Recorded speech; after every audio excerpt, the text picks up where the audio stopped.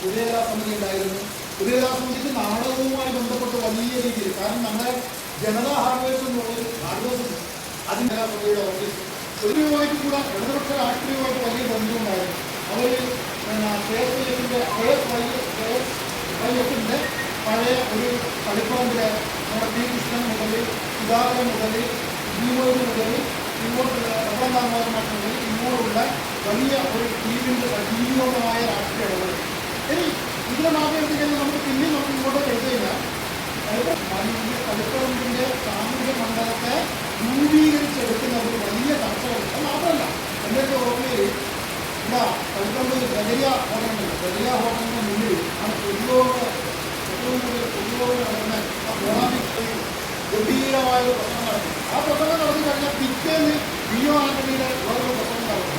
അതിനുള്ള മറുപടിയായിട്ട് ഇങ്ങനെ മറുപടിയും വീണ്ടും മറുപടിയും രാഷ്ട്രീയ സംവാദങ്ങൾ വളരെ ഗംഭീരമായ ജനാധിപത്യത്തിൻ്റെ ആരോഗ്യകരമായ രാഷ്ട്രീയ പ്രക്രിയയിൽ ആരോഗ്യകരമായ ഒരു രൂപീകരിച്ചെടുക്കുന്നതിന് വേണ്ടിയുള്ള ഒരു വലിയ ശ്രമം കളിപ്പറമ്പിൻ്റെ സാമൂഹ്യ രാഷ്ട്രീയ മണ്ഡലങ്ങളുണ്ട്. അതിൽ വലിയൊരു പങ്ക് സാംസ്കാരിക നായകന്മാരെ ഏറ്റവും കൂടുതൽ കളിപ്പറമ്പിലെ ജനങ്ങൾ പരിചയപ്പെട്ടിട്ടുള്ളത് ഒറ്റൂഷ വേദിയിലാണ്.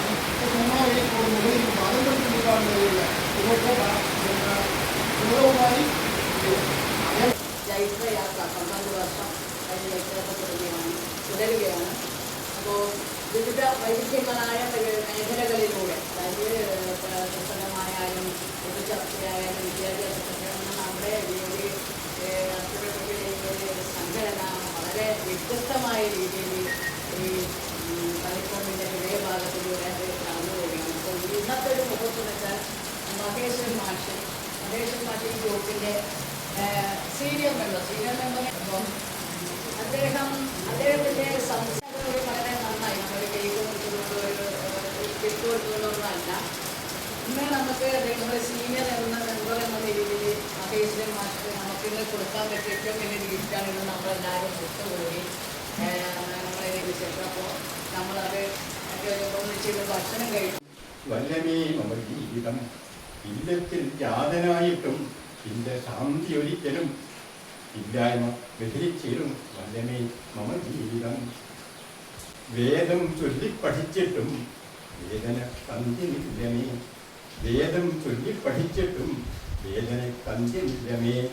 അന്തമില്ലാത്ത ദുഃഖത്തിൻ രൂപമേ. ആരറിഞ്ഞിടാൻ ഉപാധം പറയാം. നാടകം ഊർജമാണെന്ന ബോധ്യമെന്ന നയിക്കലും ഒടുവിൽ ബോധ്യമായല്ലോ ജീവിതം ശോകനാടകം. ഇത്ര വേഗത്തിൽ പൊയ്മറഞ്ഞെന്റെ രാധികെ, എന്തേ നീ ഇത്ര വേഗത്തിൽ പൊയ്മറഞ്ഞെന്റെ രാധികെ. വാമഭാഗമടന്നേ പോയി പിന്നെനിക്കെന്ത് ജീവിതം. വാമഭാഗമടന്നേ പോയി പിന്നെനിക്കെന്ത് ജീവിതം. ചിതരം ജപ്തി ചെയ്തു അക്ഷരപുരയാകവേ. അക്ഷരം ശ്ലോകമാകുമ്പോൾ അക്ഷരശ്ലോകമെന്തിനോ. അക്ഷരം ശ്ലോകമാകുമ്പോൾ അക്ഷരശ്ലോകമെന്തിനോ. അക്ഷരത്തിൻ്റെ ആളുകൂടിയാണ്. അനവത്യ ദുഃഖമില്ലല്ലോ ഇന്നുണ്ട് എൻ്റെ കുട്ടികൾ. അമ്മയില്ലാത്ത ശോകത്തെ നീക്കാൻ അപ്പന് സാധ്യമോ. അമ്മയില്ലാത്ത ശോകത്തെ നീക്കാൻ അപ്പന് സാധ്യമോ. ജീവിതം കത്തിടുന്നേരം ചുറ്റും രക്തം പരന്നിടും. ജീവിതം കത്തിടുന്നേരം ചുറ്റും രക്തം പരന്നിടും. അതിൽ പരം ചാരിതാക്കണം. ജീവിതം പോട്ടെ ജീവിതം. ജീവിതം പോട്ടെ ജീവിതം. എൻ 10 നിൽക്കുന്നു. എൻ 10 നിൽക്കുന്നു ചൊല്ലുന്നു അമ്മ ജാതകം. 18 ഒട്ടി നിൽക്കുന്നു മനമോ യൗവനോത്സവം. ഇഷ്ടം തോന്നുന്നു. ഇത്ര വരെ ആത്മഗതമാണ്. ജ്ഞാനരൂപിണം മഹേശ്വരം നമസ്തുഭ്യം മഹിതം ജ്ഞാനരൂപിണം സ്നേഹശാന്തസ്വരൂപായ ജ്യേഷ്ഠഭ്രാതാ നമസ്തുതേ. സ്നേഹശാന്തസ്വരൂപായ ജ്യേഷ്ഠഭ്രാതാ നമസ്തുതേ. നമസ്തേ.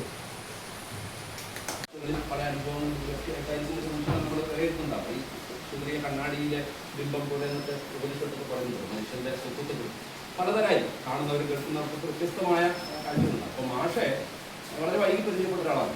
ഞാൻ പഠിച്ചത് കൂടിയാണ്. തലപ്പറമ്പ് കോപ്പട്ടാര എൻ്റെ അച്ഛൻ്റെ പിന്തുണ കിട്ടിയില്ല എന്ന് പറഞ്ഞൊരു അതൊരു ഗൗരവമുള്ളൊരു വിഷയമായിട്ട് ചർച്ച ചെയ്യേണ്ടതായിട്ട് എനിക്ക് തോന്നാറുണ്ട്. കാരണം സാംസ്കാരിക പ്രവർത്തനം എന്ന് പറയുന്നത് ഒരു പാർട്ടിസാൻ പണിയാണെന്നുള്ളൊരു വളരെ ഒരു തെറ്റായ ധാരണ ഇടതുപക്ഷ സാംസ്കാരികതയെ നിയന്ത്രിക്കുന്ന ആളുകൾക്ക് പലപ്പോഴും കണ്ടിട്ടുണ്ട്. യഥാർത്ഥത്തിൽ സമൂഹത്തെ, മനുഷ്യരെ മാനവീകരിക്കുക എന്നുള്ള ഇടപെടലാണ് എല്ലാ തരത്തിലുള്ള സാംസ്കാരിക പ്രവർത്തനം. രാഷ്ട്രീയ പ്രവർത്തനമാണ് സാംസ്കാരിക പ്രവർത്തനം. ആശയരംഗത്തെ രാഷ്ട്രീയ പ്രവർത്തനത്തിനാണ് നമ്മൾ സാംസ്കാരിക പ്രവർത്തനം എന്ന് പറയുന്നത്.